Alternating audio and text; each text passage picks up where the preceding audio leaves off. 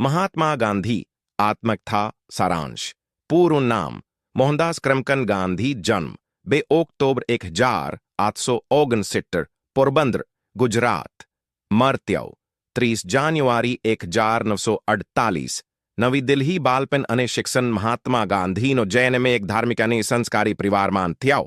બાળપણથી જ ત્યાં સાદગી અને શિસ્તના સંસ્કાર મળ્યા। લંડનમાં જઈને કાયદાનો અભ્યાસ કર્યો। દક્ષિણ આફ્રિકા જીવનમાન વલાંક વકીલ તરીકે દક્ષિણ આફ્રિકા ગયા ત્યારે જાતિવાદનો સામનો કરવો પડ્યો। ત્યાંથી જ સત્યાગ્રહ અને અહિંસાના વિચારો વિકસ્યા। અન્યાય સામે શાંતિપૂર્ણ વિરોધ કરવાનો માર્ગ તેમને અપનાવ્યો। ભારત પર ફર્યા પછી 1915માં ભારત આવ્યા।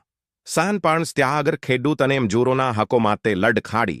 સ્વદેશી અને સ્વરાજનો સંદેશ સ્વાતંત્ર્ય આંદોલન અસ્કાર આંદોલન દાંડી યાત્રા નમક સત્યાગ્રહ ભારત છોડો આંદોલન 1943 લોકોને અહિંસાથી એકતર કરી અંગ્રેજ શાસન સામે ઊભા કર્યા। વિચારધારા અહિંસા અને સાદું જીવન ઊનકો વિકાર સર્વધર્મ સંભાવ ગ્રામ સ્વરાજ આત્મકથા। મહાત્મા ગાંધીએ પોતાની આત્મકથા લખી। ત્યાંના પ્રયોગો મારી આત્મકથા। આ પુસ્તકમાં તેમના જીવનના અનુભવ ભૂલો અને શીખ વિગતે વર્ણવેલી છે। નિષ્કર્ષ મહાત્મા ગાંધી માત્ર નેતા નહીં પરંતુ એક વિચારધારા હતા। તેમની અહિંસા અને ત્યાંની શક્તિ ભારતને આઝાદી અપાવી અને આખી દુનિયાને માર્ગ બતાવ્યો।